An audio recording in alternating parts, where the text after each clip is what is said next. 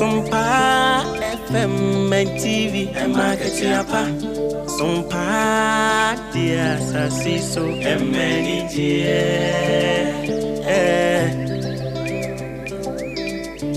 Ajuma yesimini aketi enti usumu sumyo akuna bema wanya aketi yapa ewa sasiso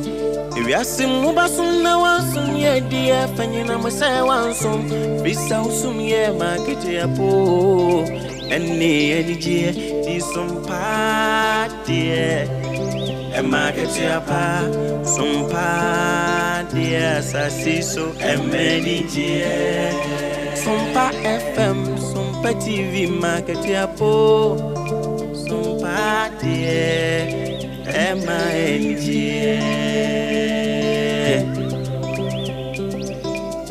Dichim wafidi ene to Sompa FM and TV Nebema weniji Ene aketi yapa Nebema weniji o Sabra boy mo dachini Be natural suna udia unya Nebema weniji Aketi yapa so kamu Market yapa, papa wafidi ene to Sompa FM and TV. Why?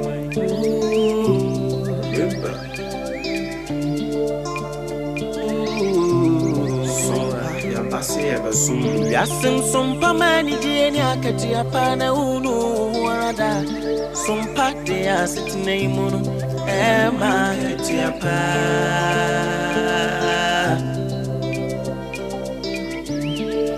Ye no mai mun sama kudi mun samina ne kasebo biji samni jasu samina Sompa de bama Sompa FM e market yapa Sompa TV MNG Sompa TV MNG oh wisdom ni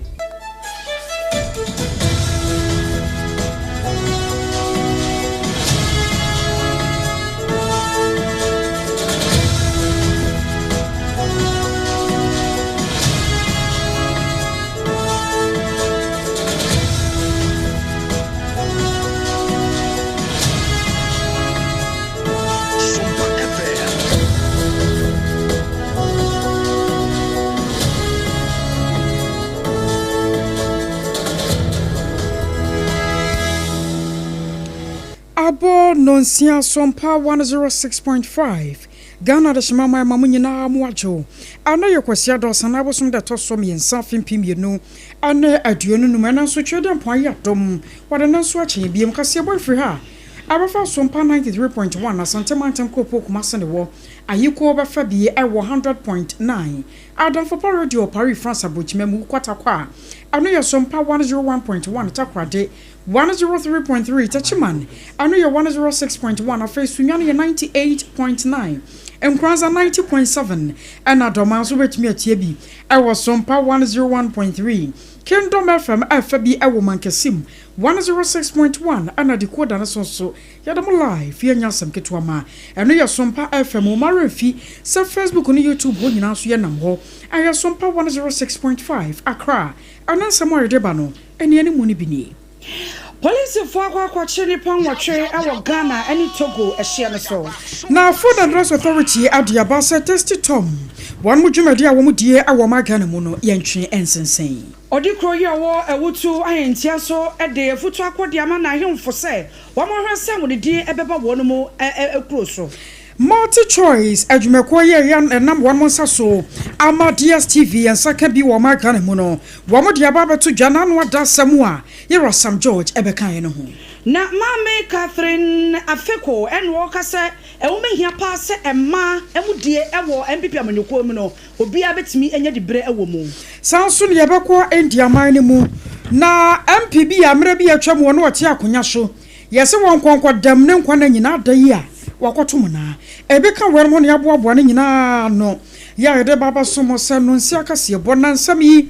Last time campaign met another Roma and what the toothpaste and the brush attire chain your uncle. You may be a can be a medima for about center. What a time that so a new papa and I have sabapa a tire chi. I'll see ya a jewak or dear boating and me di mene. O papa, nana ya ketche.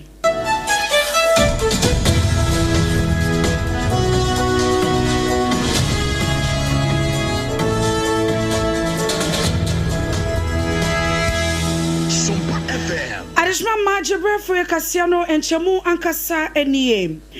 Togo, any Ghana, a share so make us say a positive 4 year war Ghana, any Togo, a cow, one bomwa, one more quachini pang, what tribute, Yesu say, one more quacudin and bransam, na amadabo HMU say, Sandy pa and what tree, yes, assassin one send some Togo, any a yet Ghana share soa, Crobia a fro for be, yeah, no, our timpani, mention emo, our Togo, ni Ghana share so, and assassin one some, et me aquaso and nam so, amani pa bon for and what tribute. Bia memo an wotwibia womo yesi womo ye bimobafo sakasa no na womo kam womo akoto ahye enkofo bi so ahye womo efie womo wieye eburu a womo ahyehye gu apaso enuane a womo di nyina womo atwagya tumu amika sei ni nyina hyeredwe be na amanebo echem sem womo di kan kopie mo ewo Togo womo dwane ko Togo ekofre Togo aposifo so womo bre na sei na esi ewo fo bia enunam so ma Togo fo aposifo kopie mo wodo womo chi nipa bienu na enu nachi na Ghana aposifo so asote ya womo so atu kai ekopie mo won mo amika sei womo aboa ama nipa wotwe emprempei ya chi womo a aposifo chem se womo guso a yenhwehwemu de afa ho nipa bia ho bomu na asase no enwo nsensem ho bomu no emra wo ho a ene obedi I was saying to some no so now running back where you're in a Juma Woma Ganimu, Ayora Oliver Bacavamaho. What you have to Jaya watching with said maybe and one the Ghana penny for, and Yajana Kratituni at 20 January day, what Yakonyaso Arasa and neighbor Yajuma was a non central function with Yawa Freya. Now Unibank and Son, somewhat Doctor Quabanado for and who bomb would know. Wababaka, yes, or Ghana Kura to me a Shajisicano, Bassa 60% in year Chirentino, Diacano Kura, no Kahubinama, Semino, one more church no wasa sa sika na won magye no enya de yebetumi ase ne bone a woye ho kwan da biara da se gan yebetumi owura no wafa ne ho adie na sabio wode ne ho acha no kwa akwa wase yekoso aye sei e wo magana mu a ebefo abone so ama nipa biya da wode gan sika no wobetu akuma bi na fediaka. No, I think that there's so many issues that have come up that we need to take our time with. There's a conference of four about the questions of revocation. There's questions about how much is recoverable, whether in terms of what the receiver estimates,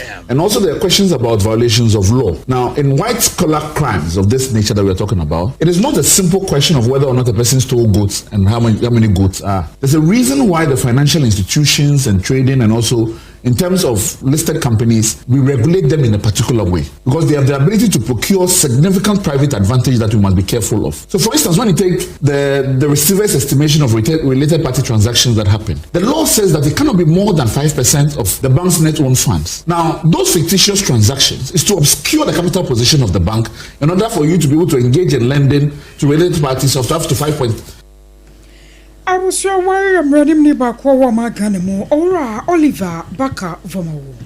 Ye to akase bono so na odikro ya wowo ewutu ahintia ye no ewo ewutu senya west mesini emo ewo emfifi mantemo ena wo tu na hemfo ni nuanom ahemfofo efu se ahunidie ho die wunya pa wudu hunia eno no ma wutimi ba nyankopon kra ma nsebio wu kra wutimi ko heaven eno nti no be se ni nuanom ahemfo se wo mo hwe na wo mo nsase so wo mo potem no wo mo hwe sa ahunidie betimi aye adwuma na ye ntena ho emfa ye ni ento aban no so se aban no enemehwe na wonidi nya adwuma no se basa no a eya ne ha dwen pa enti wo yo hini bia na se wutie no a eya abri bia na wotwemienu kwa wentumi anya kora no e wo se na wotwemienu bia wotimi efrafra wodom na wo mo ba siesie ye beka se clean up exercise no na etimi aboa ma hunidie akoso e wo bia mpotamu ɛsɛ obi bia no ɛsɛ wudi mpate ni ɛnɛ bibia na yare mama yɛ ntɛn na government mmeka sɛ yendi yɛ mpate ni ansana yedi yɛ mpate uyo hina at least ɛsɛ u control nkrofo na bebi a ɛhɔ yɛ obola usiesie efie gwata mu eyiyi mu na ɔman na nkasa emuti ɛyɛ sɛ akra nkwa na ɛsɛ emuti ɔhene bi a wo nkom bia no hwɛ sɛ nkuro mu no emubɛti na ma yare embobɔ wamanfo ɛno nti na 2 weeks bia no yɛ aman adwuma ɛwɔ awutu ahintia asase so ɛyɛ pa o sɛ tititi no time atangas ɛwɔ so no na yare ɛwɔ hɔ but na ndɔso saa ɛnɛ ahonde na eni hɔ nti no yare different na ɛba nti misrɛ ayinfo ɛwɔ Ghana ha nyina no obi bia mfa nhyɛ ne kurom sɛ 2 weeks bia no ɔbɛyɛ aman adwuma na ama kuro na nkasa afa ne ntuma pa efra na ɔmo wɔ mu no so no na ama yare nketenkete ɛbɔ mu no so no na egya ɔmbɔ Adishma mani kasa yai ayo di kro yi owo ewutu ayintia yi adono ewo ewutu Senya West mesini mu won fifi mantemo nai kweku otabi na owie ye no wa mananso wa wose nkabom praye wo hoi penfo ka se wo yi ba ko ebu kabom anya de bebu anu nti no obesra se ne mpatemu won ne kro no so de wo pa asomdwe pa enti ade che ye wo nka wo humbom na asomdwe anya adwuma obi bi o wa hintia kemo kwa mete ne sre mu nyina yetim akame mo mayentwa so ye baako na hintiaman emfa ne ntuma pa emfira na hintiaman no enne ye nan aboku ade agima wote otabi ne kuro a ekese ema no eno ne ekuro miensa wo nti mesre nka bom enkoso emfa mai wo ye MPO wo ye minister wo ye national security wo ye den wo ena wato asase wo ahintia asase so wo to asase a e wa ahintia asase so a enye receipt ena eche se wo asase ye receipt ma wa asase no enye wo dia ye mfa receipt nto asase ye to asase ma wa de to asase ma wo no mane ye paper nti eba ma be obi bia uni paper e wo asase no so no me ma wo ye hwi wo asase no so wo pese wo asase wa hintia na wo pese wo develop ana wo ye bibi wo so a de kire se asase no ye wo de no e paper uni paper dia me ma wo ye dwuma e wo asase no so nti meka ama akọ bebia so wo abokire wo himfa wo na wato asase wa hintia na wo pese wo ye bibi wo so a fa wo paper bra ansana ma wo kwan ansana wa ye dwuma Nipo kasa ye eye nai kweku otabi wono ene ye dikro ewe wutu ahintia ye no ewo ewutu Senya West mesini emu ewo mfifi mantemu I was sure to and some no aso na multi choice admekoye nam one musaso DSTV yansaka bi wo magana ene amama yahodom wo no wom de krata bi apiedwa Ora Alex Ochi one your managing director Adama DSTV Ghana ena ne nsasa krata yase wo bom nchemu yi wo mo kyerem se nanu ada wo hui ete sansam trofo hyamudie bi akoso e wo magana mu asofo wo hwo magana ngita wodie hu nsam so ye rosam wona te George wono ene kasa ye na ne nkomodie ni mu ana fa ba ko bi ekoi Adama wo mo se nanu ada wo kyerọ krata ma wo mo sanka ebetumi a Ghana no se ne yesidi nanya hoɔden nti ka wo so wo subscription no wo mo nteso ba so ha mu nchemu aduasa 30% na Ghana for ye ho ntoya yi na saa asam no aye rana ka ye no eno kra na aka ho bie ama wo ma tworo krata wo mo se ba ku bia ne bokotodwo mu pa no ayesa ye rana de hyemu sa sha ko ba no se 1 month so a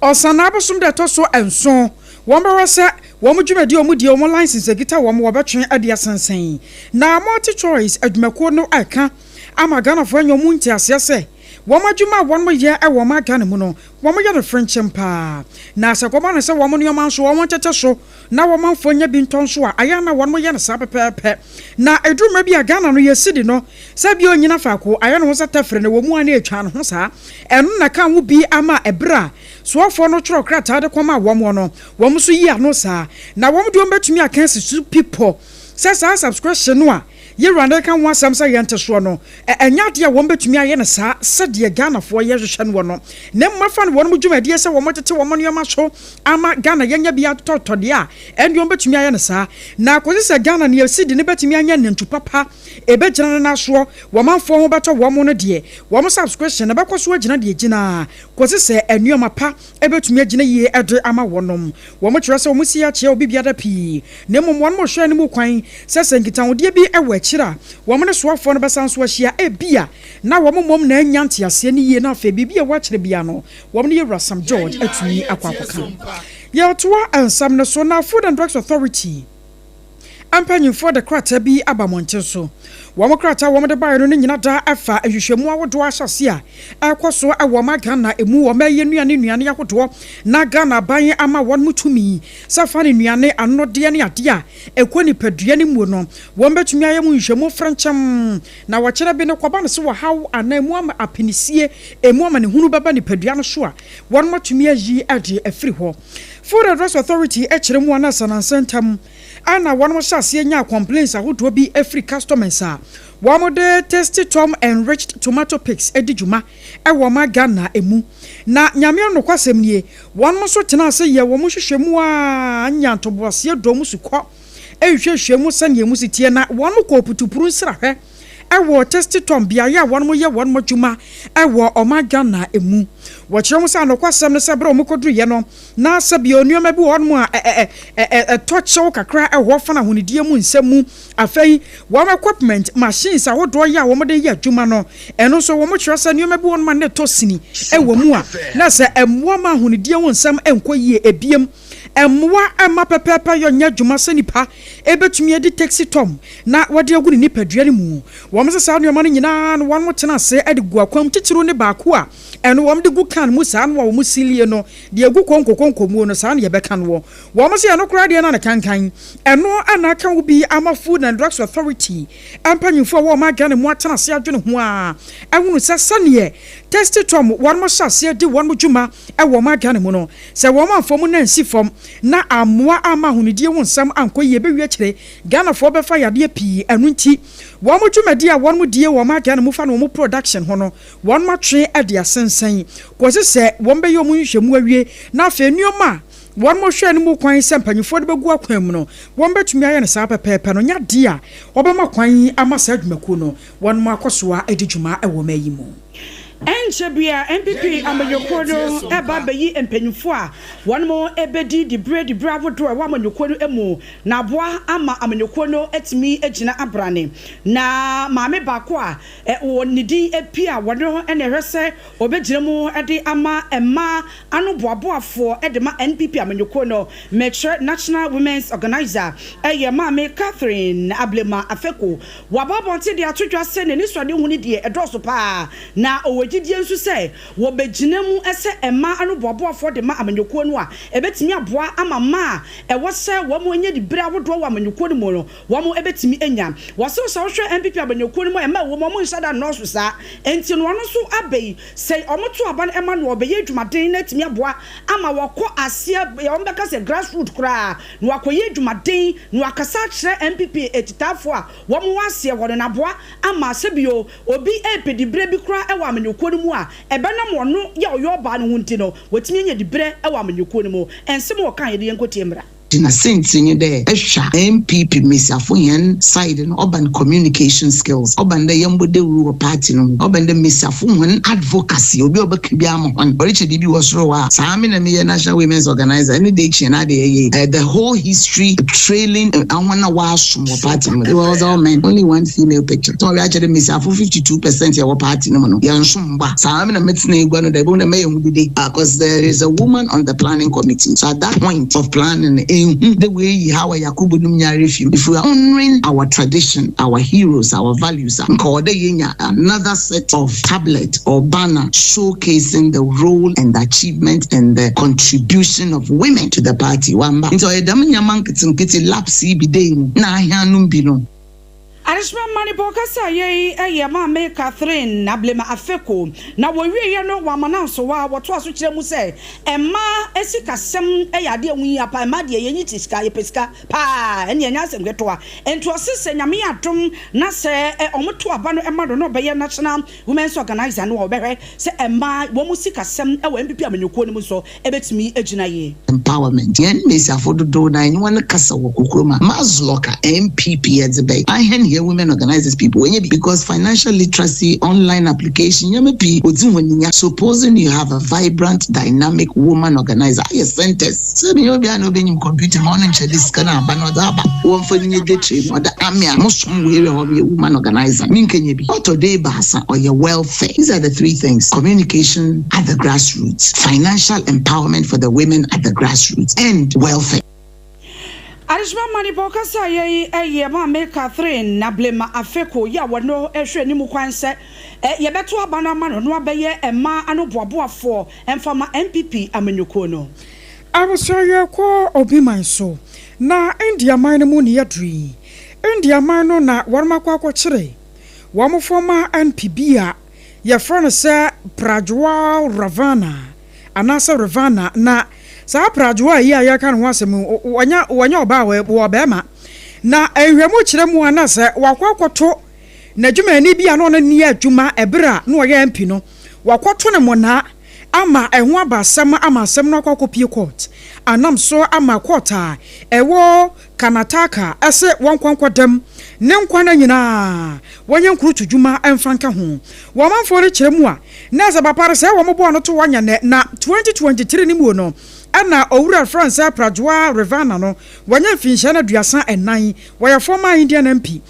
ne ho videos bi sha se ba monte so ne videos no de na do so pa wo se ebaburo bes wo ha na videos no wa ba ya no na wone ma wodo ena hedada ema eba ni nyina no panyi pa na ntimi ama meyi ne ho ano se bia se video no sa tesa ana sante sa enti sa bra ni mu ana wo ti do wona ekro no wako Germany man ni mu kobo no sese wo ho ya from 2023 no a abapem 2025 ya ye kasai wonsi India man ni mu da na wono chese no onim sa asem no ate akwakoda